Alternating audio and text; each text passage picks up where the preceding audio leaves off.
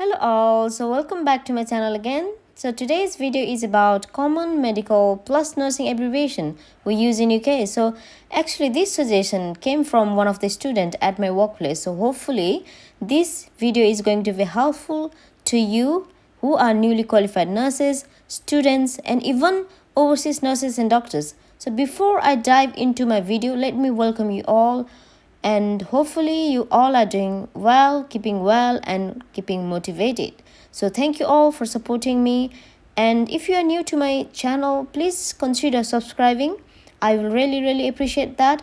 I do make videos related to nursing, health, travel, daily life, etc. So without further ado, let's start the video. Hello guys, little disclaimer before I dive into my abbreviation video, which I have written down all here. You may not hear the sound properly because I am sitting outside in the balcony, so obviously there are a little bit of noise going around, so forgive me about that. Anyway, hope you all like this video and let's start. So guys, first of all, I want to discuss those abbreviations that we commonly use while administrating medication.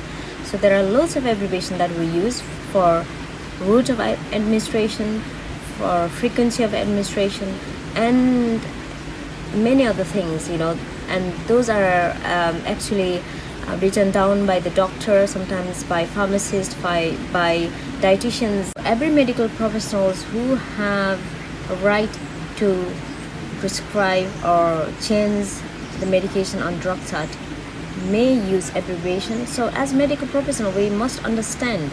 So anyway, let me explain you first the route of administration. So IV stands for intravenous, that we give medication through the vein. Intramuscular is IM. PO is for oral. PR is for rectal. SC is subcutaneous. NGT, we also give medication through NG tube, which is nasogastric tube. NJT is nasojejunal tube. PICC, PIC, is peripherally inserted central catheter. INH is like inhaler. NNEPS is called nebulizer. TOP, we give topical medication which are like cream. SL is sublingual. Sublingual medication is given under the tongue. So now I want to discuss about frequency of administration, which are OD stands for once a day, BD stands for twice a day, TDS stands for 3 times a day, QDS stands for 4 times a day, STAT is one off, PRN is as required. So sometimes we tell our patient, oh, if you are in pain, let me know. I can give you PRN medication. But do they know about this? What PRN stands for? So sometimes we use it unnecessarily. We can say as required medication instead of PRN. So if you are not nurses, medical professionals, and if you are a patient, and if nurses say PRN medication, that means that it's as required medication. Okay.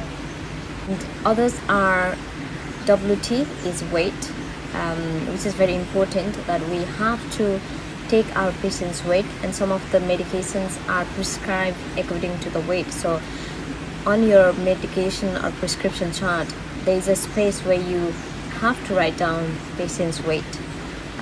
So ST is height, BMI is body mass index, TTA. TTA is very commonly used abbreviation during handover. So like for example, if somebody is saying that patient's TTA is not ready, which means that to take away medication is not ready. So TTA abbreviation makes a lot of sense if you don't understand, and it's really difficult as well at the same time. IVABS is intravenous antibiotic. OABS is oral antibiotic. TPN is total parental nutrition. So this is a form of nutrition that we give to our patients who are severely compromised with oral intake, and we need to replace their electrolyte balance. So we give this through intravenous line or PICC line, which I said earlier, which is peripherally inserted central catheter. Okay, so next one is NKDA. So you can see this written down in your allergic status of patient, so which means that not known drug allergy. Okay, DVT is deep vein thrombosis, VT is venous thromboembolism, DNV is diarrhea and vomit. So when I started working in NHS, so I used to see a lot of DNV patient. Initially I wasn't aware what is DNV is. Then only later I found out DNV is diarrhea and vomiting. This is simple as it sounds, but if you don't know, it can be confusing. So next one is NBM. So NBM is also commonly used abbreviation, which is nil by mouth. In Nepal, I think we used to call NPO, isn't it? So DNAR, which is do not attempt resuscitation. TWAC. Have you heard about TWAC? TWOC. So TWAC is trial without catheter. Like for example, if the patients come with catheter from theater, then in the morning we remove the catheter and we say TWAC patient in the morning, and that is remove the catheter so that they can pass urine without catheter. Okay, so PU is passed urine.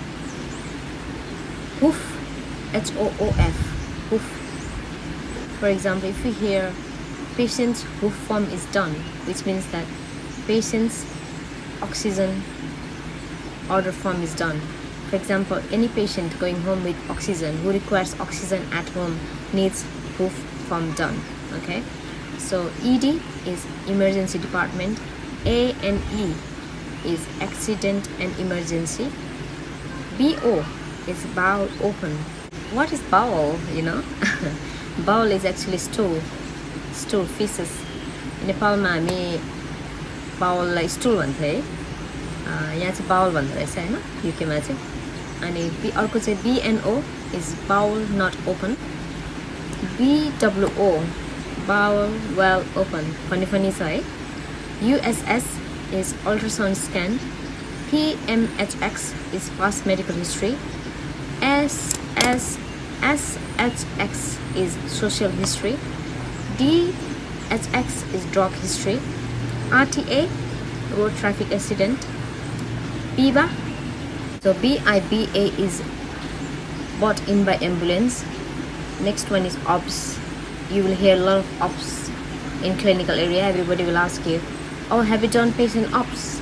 Or patient is on 4-hourly OBS, 2-hourly OBS, 15 minutes OBS. So it's observation. So in Nepal we used to call vital signs, and obviously vital sign contains and observation contains temperature, heart rate, respiration, blood pressure, saturation, and those are the basic ones. Okay, so next one is SOBE, which is shortness of breath on exertion. SOBAR is shortness of breath on rest. Next one is BM, is blood sugar monitor, but these days we call CBG, which is capillary blood glucose. ADL is activity of living. So with this ADL, I've got quite interesting thing to tell you. So when I came to UK from Nepal, initially I was placed in nursing home for my placement or for my training course. So there are a lot of ADL word used. So I didn't know about ADL because in Nepal we don't use these words, right? So I used to hear a lot of, this gentleman is dependent on ADL, C is independent. So I was like, what is this ADL, And apparently I found out that, I was told ADL is any person who is dependent on basic daily activities, which are eating, washing, dressing, going to the loo, those are basic stuff that any human needs. So if they are dependent on those daily living activities, then they are called dependent on ADL, if that makes sense. Next one is ABD, which is abdominal. BKA is below knee amputation. AAA, AAA, which is abdominal aortic aneurysm. ABZ, arterial blood gas. I don't remember ABZ in Nepal. Do you used to do ABZ in Nepal? Do you do, guys, nowadays? Let me know. Hi. OPA, you may hear patient has OPA in 4 weeks, 6 weeks, 2 weeks, which is outpatient appointment. After they get discharged, they are organized outpatient appointment. And next one is labs, LABS labs. You hear a lot of labs, which is laboratory. In United Kingdom, there are lots of MDT team as well. MDT, which is multidisciplinary team, like PT is physiotherapist, OT is occupational therapist, SLT is speech language therapist. What else? Well, there are lots of, but that's all I remember. Anyway, I think I talked about 65 abbreviation today, nearly. Anyway, guys, I'm going to end this video here. If you like this video, please do like, share, comment, and subscribe my channel. I will appreciate that. And until next video, you have a good day.